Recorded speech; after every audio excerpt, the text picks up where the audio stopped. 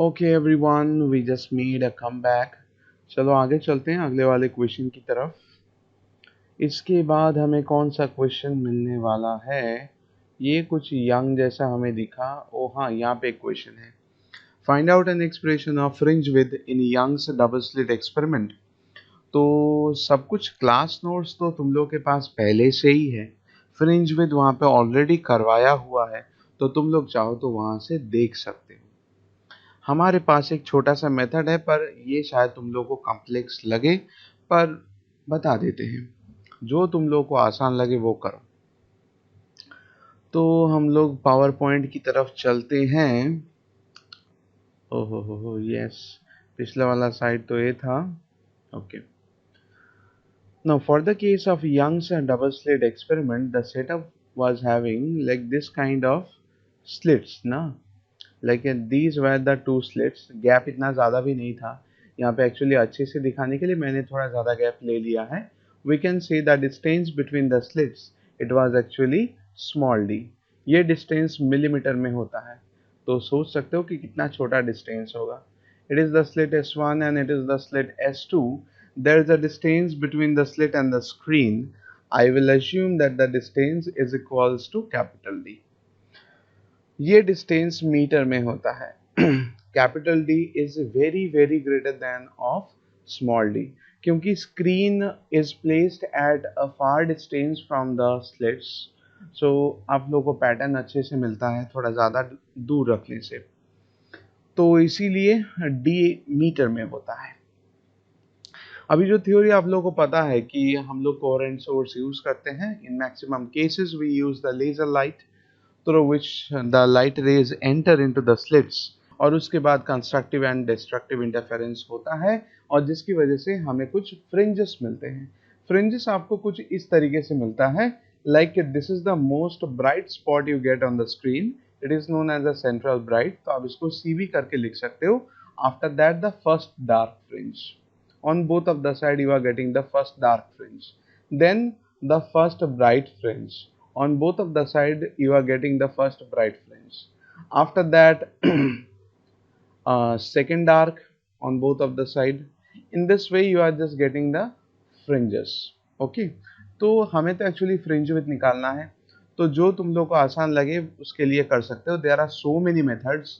I am just saying the first one that we will choose the bright spot, the first bright spot, that means this one. इसके लिए हम लोग देख लेते हैं what is actually the path difference for the two light rays which will come from S1 and S2। शायद अभी तक उतना अच्छे से नहीं समझ में आया होगा जितना मैंने कहा, तो ड्रॉ करते हैं। We will assume that from S1, if we just say that the light ray is coming out from S1 like this, and it is meeting here, okay? From the S2, the light ray is coming in this way. So what do you think? The distance covered by the light rays from S1 to the first bright fringe, and the distance covered by the second light ray, why both the distances are same? We will assume that this point where both of the light rays are meeting, the point is actually P। This is actually the first bright spot। okay? तो मेरा question बहुत आसान है। मैं पूछना चाह रहा हूँ कि S1 से जो लाइट रे निकला और S2 से जो लाइट रे निकला, दोनों ने क्या सेम डिस्टेंस ट्रैवल किया है? बिल्कुल नहीं। S1 से जो लाइट रे निकला वो कम डिस्टेंस ट्रैवल किया, और S2 से जो लाइट रे निकला वो ज़्यादा डिस्टेंस ट्रैवल किया। अब क्वेश्चन आता है कि कितना ज़्यादा डिस्टेंस ट्रैवल किया। For that we need to draw something. Okay, so I will just draw the imaginary line which will connect the midpoint of the slit and the central bright spot, right? Drawing तो उतना अच्छा नहीं है, फिर भी कोशिश कर रहे हैं। Now if we say that from this midpoint of the slit, अगर एक ऐसा imaginary line हम लोग वो P पॉइंट तक ले लेते हैं, मान लो ऐसा एक लाइन बना लिया, that will go up to the point P। ये हमें बहुत काम आने वाला है, इसलिए मैंने ड्रॉ कर लिया। So we will assume that in this case I want to find out the path difference। मुझे path difference चाहिए, नहीं तो मैं कुछ भी नहीं निकाल सकता। तो from the point of S1 एक परपेंडिकुलर ड्रॉ करना होगा। Okay, from the point S1 we will just draw a perpendicular on the opposite side actually, like on this one we'll just draw a perpendicular. I am saying this angle is actually 90 degree. If we assume that the angle that is made by the midpoint of the line joining the slits, मतलब मैं इस line की बात कर रहा हूँ, this line has made an angle of theta with respect to the horizontal one. So if I say that I can just draw a parallel line like this way, तो क्या मैं कह सकता हूं कि ये एंगल भी थीटा होगा? कोरिस्पॉन्डिंग एंगल्स आर इक्वल ना, पैरेलल लाइंस का कॉन्सेप्ट आप लोगों ने क्लास 7 में पढ़ा था, तो उसमें कहा जाता है कि whenever the two lines are parallel, तो उसमें कोरिस्पॉन्डिंग एंगल, ऑल्टरनेट एंगल्स, ये सारे कुछ इक्वल होते हैं। तो उसी हिसाब से अगर ये एंगल थीटा है तो ये पूरा एंगल तो 90 है ना, बताओ सोच के देखो, वो पूरा एंगल तो 90 होगा। इसका मतलब ये बनता है कि ये बाकी का एंगल क्या होगा, कुछ एंगल अगर थीटा है तो बाकी का कितना होगा ना, 90 minus theta. So it becomes 90 minus theta. अब गौर से देखो, यहाँ पे मैं पहले से 90 ले रखा हूँ। I am just talking about this triangle, ये जो ग्रीन कलर का जो ट्राइंगल है उसके बारे में बात कर रहा हूँ। And I have to find out this one, what should be this angle. शायद दिख रहा होगा, if you want we can magnify, मेरे पास मैग्नीफाइंग ग्लास है, इस तरीके से मैं मैग्नीफाई कर सकता हूँ। I am just talking about this angle, I want to find out the value of this angle. Okay, तो आपको एक ग्रीन वाला ट्राइंगल तो दिख रहा है ना, छोटा सा, इसमें एक एंगल 90 माइनस थीटा है, दूसरा एंगल 90 है। अब ये लास्ट एंगल मुझे चाहिए, तो मैं जूम आउट कर देता हूँ, नहीं तो मैं लिख नहीं पाऊंगा। So we can say that in that triangle one angle is 90 minus theta, दूसरा एंगल मैंने 90 बताया, और लास्ट वाला मुझे चाहिए। तीनों एंगल का सम 180 डिग्री। ऑब्वियसली दिख रहा है कि यहाँ पे ये दो 90 और यहाँ का 180 कट सकता है, and we can say x is having the value of theta. So कह सकते हैं कि दिस एंगल जिसको मैं फाइंड आउट करना चाह रहा था, this angle is also theta.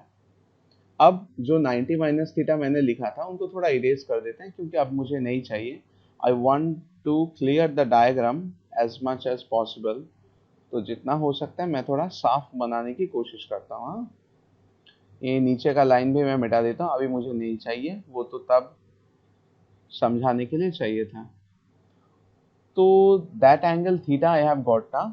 So if I say that what should be the value of a sine of theta with respect to this. अच्छा, साइन थीटा कैलकुलेट करने से पहले एक चीज़ बता दो, अगर आप लोग थोड़ा ध्यान से देखो तो आप लोगों को पता चलेगा कि whenever I have just drawn that normal on that opposite side, तो इस पॉइंट से P पॉइंट तक जितना डिस्टेंस ट्रैवल्ड होता है by the light ray, the same distance is traveled from this point to the point P.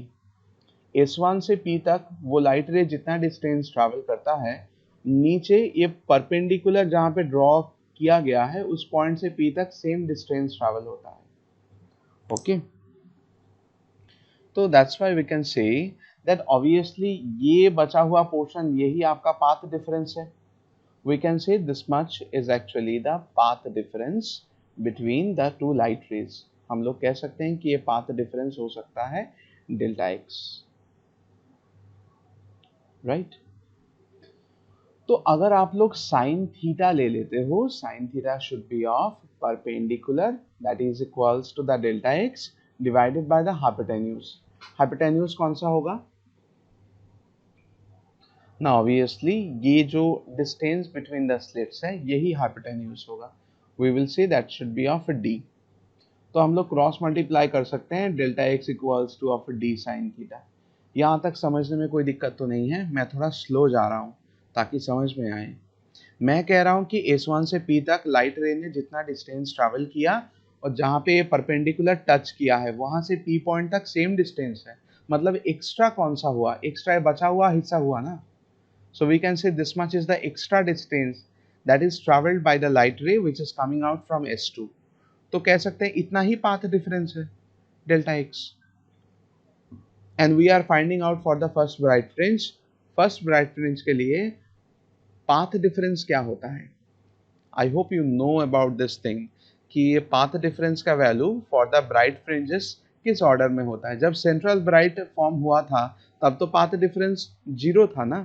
For the case of a central bright, सबसे ज्यादा bright जो फ्रिंज है that is the central bright, उसको form होने के लिए path difference zero होना चाहिए। After that for the first bright the path difference must be lambda. I hope you know the theory, नहीं तो समझ में नहीं आएगा और काफी बोरिंग लगेगा ये डेरिवेशन। आई होप लग भी रहा है। For the second bright fringe it should be 2 lambda, for the third bright fringe it should be of 3 lambda, और इसी तरीके से चलता रहता है। For the nth bright fringe it should be of n lambda. Okay, किसी एक जगह पे सबसे ज्यादा ब्राइट स्पॉट पाने के लिए दोनों लाइट रेज के बीच में path difference zero होना पड़ता है। So that's why in the case of a central bright, the path difference is zero. For the first bright fringe, the path difference is lambda. For the second bright, the path difference is 2 lambda. For the third bright, the path difference is 3 lambda. In this way, it proceeds. तो हम तो actually first bright के लिए find out कर रहे हैं ना। So that's why we can say the value of a delta x, it should be of lambda, and it is equals to d sine theta. So we can say that sine theta should be equals to of a lambda by d. अब यहाँ पे sine theta और theta लगभग same है क्योंकि theta काफी छोटा है, तो ये हमें एग्जामिनर को बताना पड़ता है कि the theta is so small, theta is so small that sine theta is approximately equals to of theta. Okay, so कह सकते हैं कि theta is equals to of lambda by of D. अब इसके बाद आता है अगली कहानी। We can say that if this angle is theta, तो सेंट्रल ब्राइट से फर्स्ट ब्राइट का एक डिस्टेंस तो होगा, that is actually Y. Actually हम लोग इसको वाई ऑफ 1b कंसिडर करते हैं, but in this case you can consider as Y.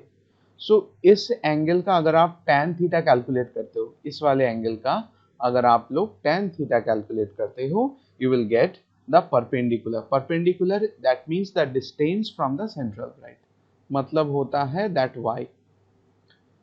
tan theta का मतलब होता है परपेंडिकुलर बाय बेस, तो इतना आता है। We can say that the theta is so small that the value of a theta, it can be equals to of tan theta as well. In the next line in a bracket you can see theta is approximately equals to tan theta, and it is equals to of y by d. We can put the value as y by d, it is equals to of lambda by small d. We need to find out the value of y, it is equals to lambda into capital D divided by of a small d. Okay, fringe width का मतलब होता है किसी भी दो bright spot के बीच का डिस्टेंस या फिर किसी भी दो डार्क फ्रिंजेस के बीच का डिस्टेंस। ओके, जैसे कि हमने यहाँ पे सेंट्रल ब्राइट और फर्स्ट ब्राइट इन दोनों के बीच का डिस्टेंस लिया है, so we can say that the fringe width is this much. You have to say that, examiner को खुद से पता नहीं चलता है, हम लोग को बताना पड़ता है हर एक चीज। Therefore the fringe width, the fringe width, it is equals to of beta से लिखा जाता है फ्रिंज विड्थ को, it is of lambda d by small d। बस इतना ही है, देख के बताना कहाँ पे दिक्कत हुआ। मैं और 5 बार रिपीट कर सकता हूँ मैक्स टू मैक्स।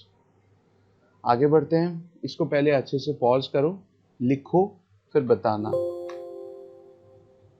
आगे चलते हैं। ओहो, इसके साथ एक न्यूमेरिकल क्वेश्चन भी है। Light of wavelength 500 nanometre is incident on the two slits. Question जब पढ़ो तो ध्यान से पढ़ो। Light of wavelength 500 nanometre is incident on two slits which are 1 millimetre apart. That means small d का वैल्यू आपको दिया गया है 1 millimetre. 500 nanometer is the wavelength of the light. After that, it is said if the screen is placed at a distance of 1 meter from the slits, that means the distance between the slit and the screen is given as 1 meter. मतलब capital D का value 1 है. सबसे आसान question देता है ये लोग। We have to find out the fringe width of the fringe pattern formed on the screen. किसी भी दो डार्क फ्रिंजेस के बीच का डिस्टेंस या फिर किसी भी दो ब्राइट फ्रिंजेस के बीच का डिस्टेंस सेम होता है। तो चलो न्यूमेरिकल के लिए भी थोड़ा सा हिंट आप लोगों को दे देते हैं। कैलकुलेट तुम्ही को करना है, इस सारा कैलकुलेशन हम थोड़ी करके देंगे, हिंट दे देंगे। So what is the wavelength of light? That is equals to a 500 nanometre. ये एक्चुअली डुअल नेचर वाले चैप्टर की तरह नहीं है कि नैनोमीटर को ऐसे ही छोड़ देंगे, इसमें मीटर में कन्वर्ट करना पड़ता है। 10 to the power minus 9 meter. After that, small d is given as 1 millimeter. We can say it should be of 1 into 10 to the power minus 3 that much meter. Capital D is given as 1 meter. इसमें कोई दिक्कत नहीं है। Fringe with आप लोग जानते हो, YDS में फ्रिंज विद का एक ही फॉर्मूला होता है, that is the distance between the two bright fringes और the distance between two dark fringes. It is lambda into D divided by of small D. अगर आप लोग भूल जाते हो, आप ये वाला फॉर्मूला देख सकते हो।